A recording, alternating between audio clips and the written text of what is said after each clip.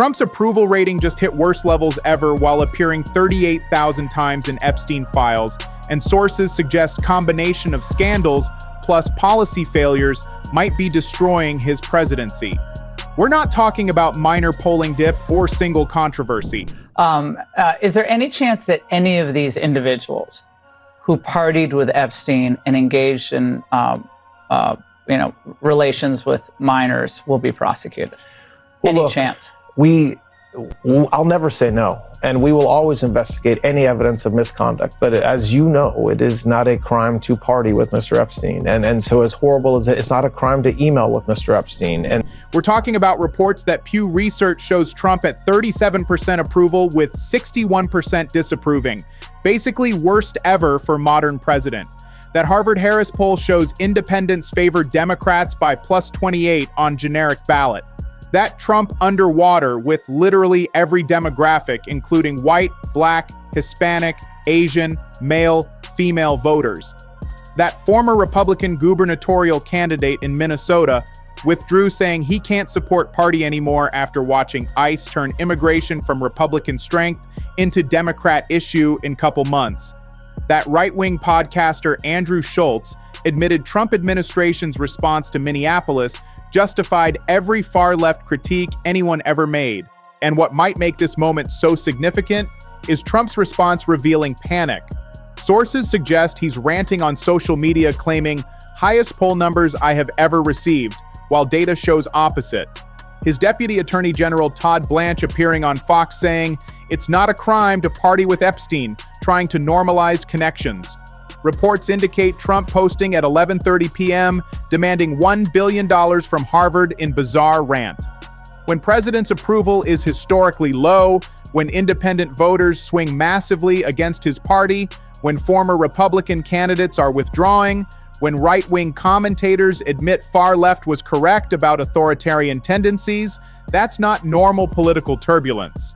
That could be karma destroying presidency through combination of Epstein scandal, ICE killing citizens, economic failures, and authoritarian overreach creating perfect storm where even supporters recognize they've been lied to. But before we break down specific polling showing Trump underwater with every demographic and why Todd Blanche normalizing Epstein connections reveals desperation real quick. You cannot trust mainstream media to connect how Epstein files, Minneapolis killings, and economic failures are combining to crater Trump's support across all voter groups. That's why we built John Brown's show to bring you real stories, real context, and no corporate spin. If you want analysis that actually shows how karma is destroying Trump's presidency through scandals and failures he created himself, hit that subscribe button right now. All right, let's get into what polling actually shows and why sources suggest Trump's claims about highest numbers ever reveal he's losing grip on reality. Because look at Pew Research data. Trump at 37% approval, 61% disapproval. Reports indicate that's historically terrible for president at this stage. He's underwater with white voters, black voters at -40, Hispanic voters at -45, Asian voters at -48. Only demographic where he's positive is Republicans at +48. But even that's weaker than typical partisan support. When you're losing every demographic except your own party base, when independents favor opposition by 28 points, that's not sustainable politically. Sources suggest Harvard-Harris generic ballot showing Democrats +28 with independents means 2026 midterms could be bloodbath for Republicans. Historical patterns show that kind of independent swing predicts massive seat losses. And Trump knows it. That's why he's posting delusional claims about highest numbers while data shows opposite. When you combine catastrophic polling with Epstein scandal where his name appears 38,000 times, with Todd Blanche saying, "What's wrong with partying with Epstein" as defense strategy, with Minneapolis ICE operations killing citizens turning Republican immigration advantage into Democrat issue, with Dr. Oz telling workers they need to work more while AI replaces rural healthcare, pattern emerges of presidency imploding under weight of its own corruption and incompetence, where even former supporters are recognizing far-left critics were right about authoritarian tendencies all along. Let's start with specific numbers because sources suggest they're devastating across every measure. Pew Research has Trump at 37% approval, 61% disapproval. That's not just bad, that might be worst approval for modern president at this point in term. Reports indicate when you break down by demographic, disaster becomes clearer. Black voters, Trump at -40 with 71% disapproving. Hispanic voters, -45. Asian voters, -48.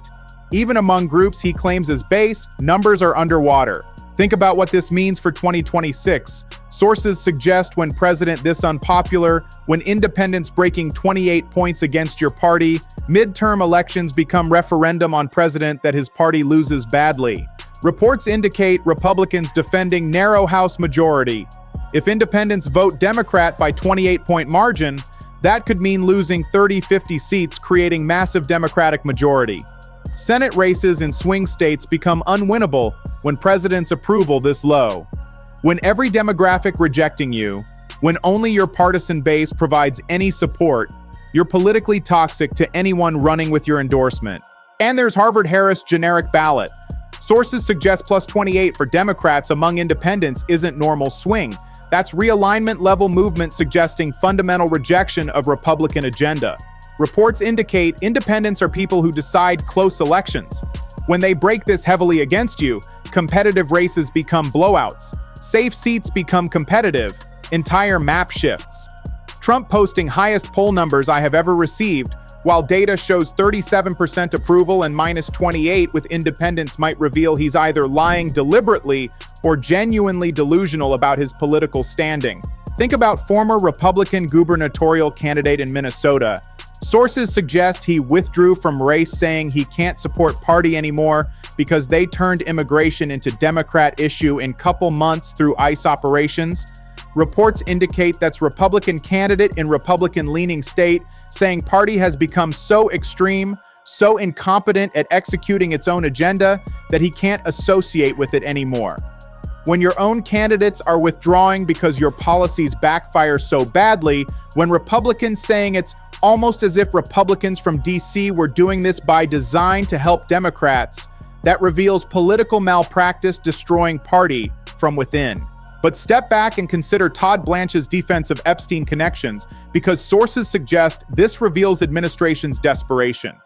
Blanche is Trump's former criminal defense attorney, now serving as Deputy Attorney General. He appeared on Fox News, basically still functioning as Trump's personal lawyer, saying, "It is not a crime to party with Mr. Epstein," trying to normalize associations with convicted sex trafficker. Reports indicate when that's your defense strategy, when you're saying what's wrong with partying with someone who trafficked underage girls, you've lost moral high ground completely. Think about what Blanche said specifically. Sources suggest it is not a crime to party with Mr. Epstein. It's not a crime to email with Mr. Epstein. Some of these men may have done horrible things, but it isn't a crime to party with Mr. Epstein. Reports indicate that's technically true, that associating with someone isn't itself crime, but it reveals bankruptcy of defense. Can't deny Trump's 38,000 references in files. Can't deny extensive relationship. So strategy becomes normalizing it, saying everyone partied with Epstein, trying to make connections seem innocent through repetition, that it's not technically illegal. When your defense is technically not a crime to associate with sex trafficker, that might show you have no good answers to substantive allegations. And there's survivor name exposure disaster. Sources suggest DOJ had one job when releasing files: redact survivor identities while releasing everything else. They failed catastrophically. Reports indicate dozens of survivors had names left unredacted. Photos of underage girls were released, requiring emergency takedown. Victims' lawyers rushed to court because clients suffering PTSD from re-traumatization. Blanche's response was, "Mistakes were made. When you rush something in 60 days, these things happen." But it wasn't 60 days. Administration has had thousands of lawyers working on this since February, according to their own statements.